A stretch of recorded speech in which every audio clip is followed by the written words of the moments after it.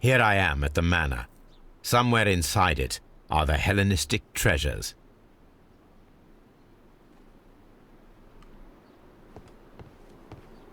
This lock is quite old. It shouldn't be much of a challenge. Oh, really? Okay. I can't even see a line on the right hand side. Okay, so we'll have to do this slightly differently.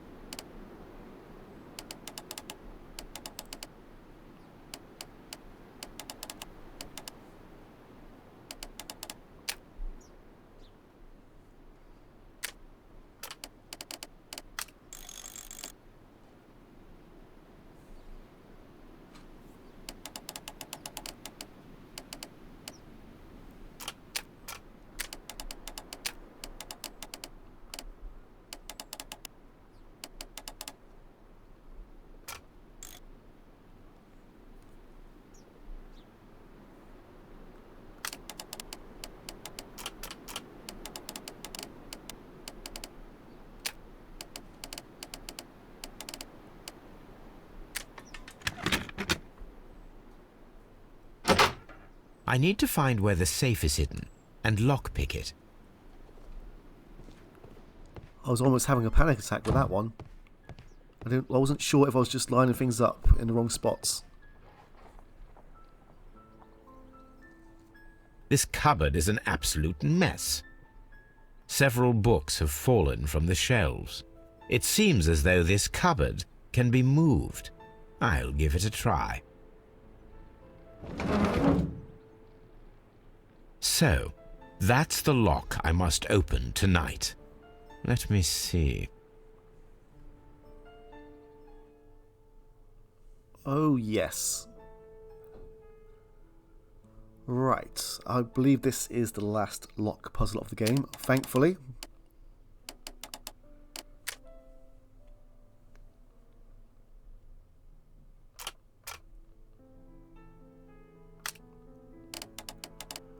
I keep pressing the wrong mouse button.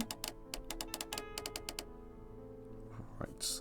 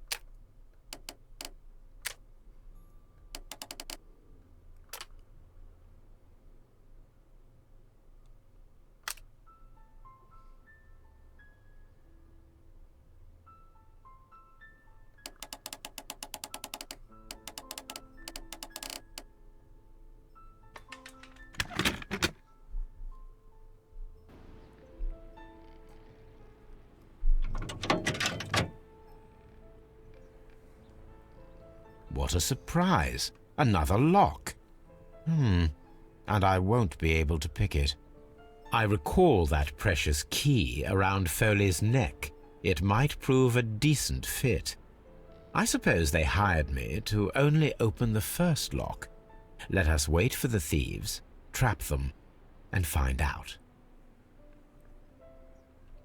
Let us check the thieves' possible escape routes in the event that they are caught off guard by the police from the front door.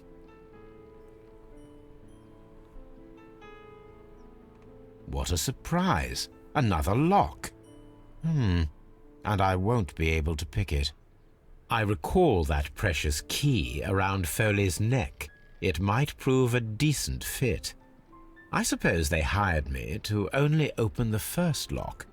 Let us wait for the thieves, trap them, and find out. These are the marks of ineffectual lock-picking attempts. I'm not sure if there is a specific and optimal route of doing this, but what I remember from my practice run is that this is a bit of a mishmash,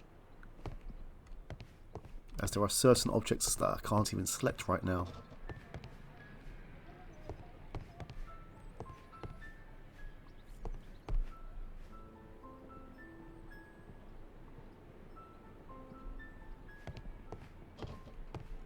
This door is a perfect means of escape in an emergency. Okay, now I understand. You have to work backwards. A solid rope.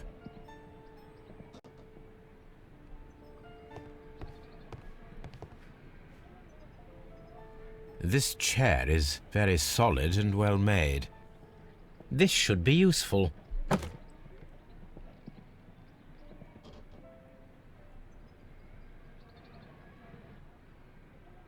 This door leads to a kitchen, which holds the shortest route to the back door. The door is now blocked.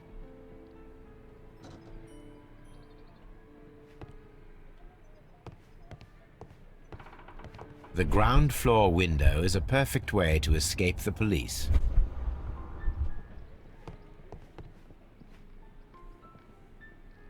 That is quite a heavy cupboard. This works very well.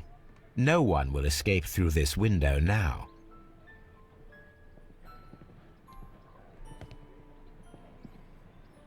This hatch leads to a cellar. There is no ladder.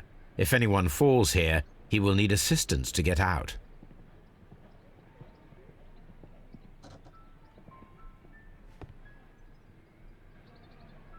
This should be useful.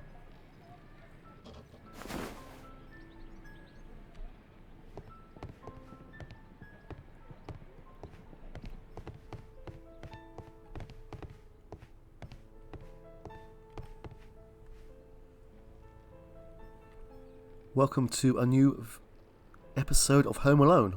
I wonder what this old chandelier is doing on the floor. It looks as though it was poorly attached. I suppose that the thieves already tried to open the lock with this formidable hammer, but they were unsuccessful. Now, if anyone takes the hammer, the rope will uncoil and make the chandelier fall. Let's hope that they don't actually notice the... Oh. It's not too obvious, I suppose, and I guess it's going to be darker.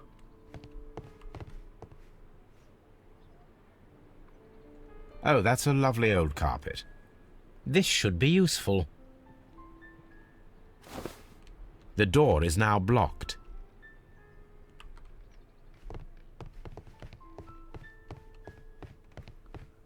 We're going to go for a proper Looney Tunes moment now. Now, it's not an open hatch, just a nice carpet on the floor. I should walk carefully here, else my plan will be ruined. This carpet looks far too big to do the job effectively. As I'm sure this carpet, especially being in the 19th century, would be quite thick.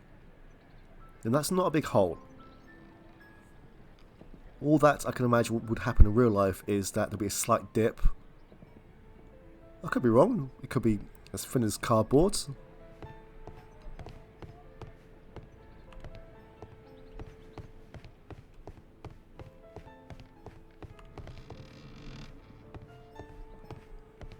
Although this window is high above the ground, it would be possible for one of the thieves to attempt to use it for their escape.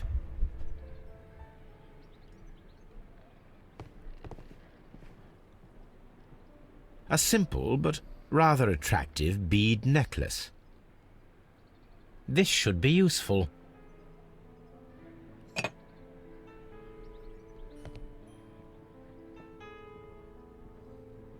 This is the perfect place to set a trap. One step on these beads, and our thief will go flying. I should walk carefully here, else my plan will be ruined. I believe that is enough.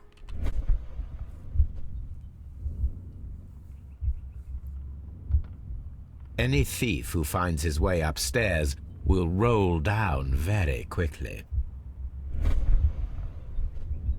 If he runs through the dining room and takes a sledgehammer to force open the door, the chandelier will knock him down. Now, if a thief runs through the kitchen, he'll pay a surprise visit to the cellar. The traps for my circus companions are all prepared. I can leave now, but I'll return later with Charles Foley and his companions.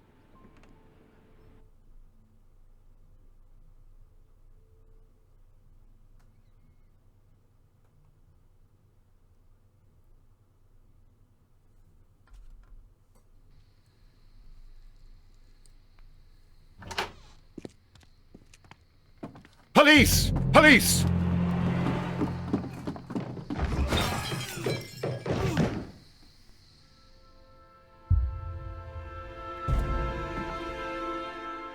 Stop where you are! Where are they? Trapped, Watson, with your assistance. How so? You sounded just like a real bobby, my dear fellow. You startled them into the traps. I did? I assure you, Watson, it was quite an entertaining show. They will not escape the house now. You scum! And this is the pistol used for the murder in Half Moon Street. How'd you know about that? Have you closed the case yet, Sherlock? Mycroft, what are you doing here? Did you follow me? Sherlock, it may seem that I used you, but you should be pleased to know that you have served our Queen well, in this instance. So now, let us catch the big fish. But this man is not one of the merry men? No. Then why exactly are we here, Sherlock? This gentleman, Charles Foley, has been involved in a double murder, and the hunter of a set of valuable antiques, the Hellenistic treasures, which disappeared in a theft many years ago. You're no better than the coppers!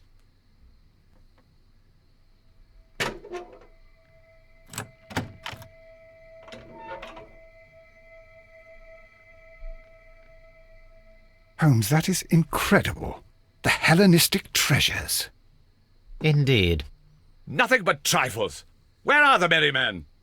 I don't know why you are asking me, Mycroft. They are yours to find. I'll see you soon, dear brother. Is Mycroft a Don't member? move, you flimflammer. Who's the flimflammer? You're a flimflammer.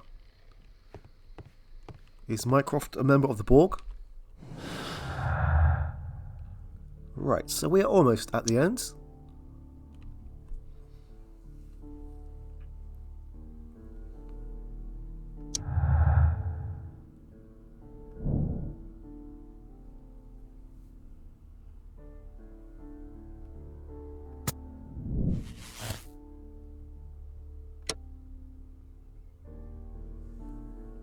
Now this is where I have some issues with the morale system in the game. I would have liked to have made more of my own personal choices, but I decided to stick to one route. I know this guy is a double murderer, but we are going to go lenient on him because I am going down the absolution route instead of, you know, giving him some actual punishment because the guy is not all that nice. Even though this is the final deduction of the game, it's still not over yet.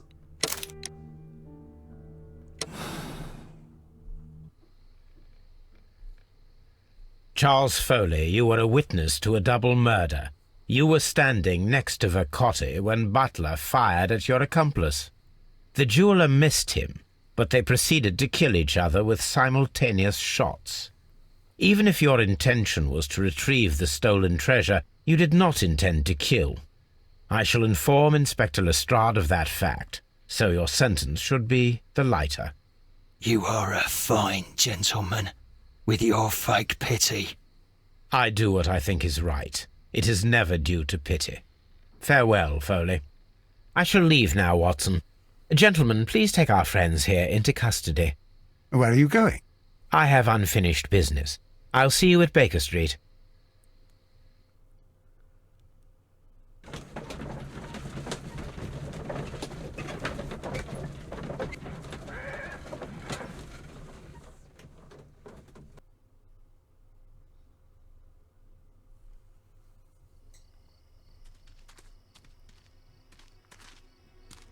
Be careful with the lamps. Don't bring them too close to the barrels.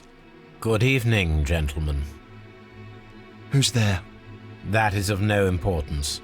What matters is who you are and the plans that you have here. So you can stop us from carrying them out? Eventually, yes. Hey, careful. You'll blow us all up. I'm listening. We are a group known as the Merry Men. But I suppose you knew that already. We are the men who've already lost everything of value in their lives. We are ruined shopkeepers. We are workers who were fired from their jobs. Honest people who were robbed. We were forced out from our homes and thrown onto the street. And all of this in the name of the so-called law. The laws that were set out by our government. The laws that make the commoners only more vulnerable and the wealthy more protected. We are not only from the British Empire. Some of us are from the New Lands, America, Australia, and we are many. But men we are still, and we are merry for that we stopped being afraid. For those powers that be had done their best to plant the fear inside our souls, and we accepted it so easily. The fear advised us to keep our heads bowed. It prevented us from fighting. Bankers and politicians, they own our lives, our work, our bread, and they push us to compete between each other, just to see who may serve them better. But in the end, they are the few, so they are weak. They are nothing without their titles. We should not fear them. Our so-called masters should fear us instead. The time has come for our group to stand tall. Our great and many merry men. We are going to blow up the London Stock Exchange. No life shall be lost. But ownerships, debts, and property titles? They shall all be destroyed. They're only papers, after all. So many people will be freed over this night. That is a radical step to take. What result do you truly expect? Chaos. But soon people will understand that they are free, and that they don't belong to anyone. They will be able to work for themselves, together, without letting the rulers dictate what to do, and finally justice will arise. What you are intending to do is a crime. It is not justice. How do you see justice, then? Kids go to prison for a loaf of dry bread. And how many lords do you see punished for stealing from their people, sending them to their deaths in mines or overseas to fight for land? Our masters wouldn't hear us. So now it's time to sing the song of the merry men. Will you let us do our duty? Well, this is our last choice of the game, and I have some big issues with it. Firstly, there are some very public figures in the stories, but everything is pretty much hush-hush. Now, blowing up the stock exchange is quite a public act, and I'm pretty certain it didn't actually happen in real life. So if we do let it happen, then it's a fictional game changing history. One history that places Sherlock well, when it was written, pretty much writes as if he was a real person. So we can throw this cigarette. We can either blow up this entire building and everyone inside it, or we can throw it in a bucket of water and let them go and do their thing. There is no middle ground, which I am slightly dismayed by. But because I'm going down the absolution routes, we will see the fictional events that's going on. I will show off the other ending in the video that will accompany this one. And there is a line which sets up the next game, which I also have an issue with, but I will get there in the next game, I guess. There's no point in banging on it now when no one knows what I'm talking about. Well, some will do. Anyway, thank you for watching. Enjoy the ending.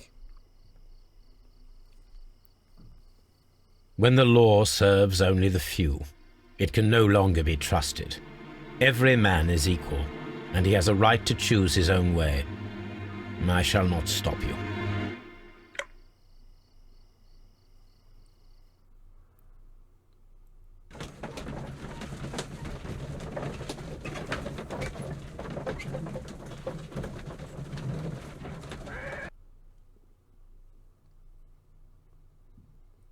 So, you're interested in Russian literature now? Quite lately. It is an interesting book. I remember a few lines. Really? I tried reading it myself, but I had a hard time understanding it. Yes, Doctor. It's about intelligence.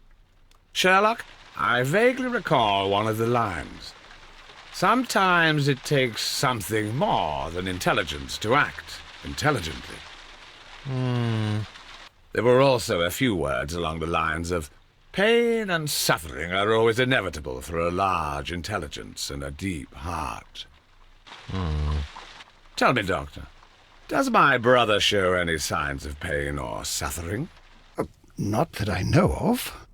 Because you see, Doctor, behind all of his masquerade, my brother does possess a deep heart. So deep that he does not recall where he places his love. Well, I'm sure that... His love and his duty that, in the first place, should be directed towards the Empire. For without it, we would be nothing. A country filled with uncivilized men. I should leave now. Sherlock, Dr. Watson. Holmes, what just happened? What was that? The start of a new world. Anything in the post, Watson? Any clients worthy of our attention? Only a second reminder from Mrs. Hudson about our new neighbour. She urges you to remove your... Oh, I don't care about that. Holmes, the lady who will be moving in shortly has requested the use of our spare room to place all of her boxes. Wait, what? A lady?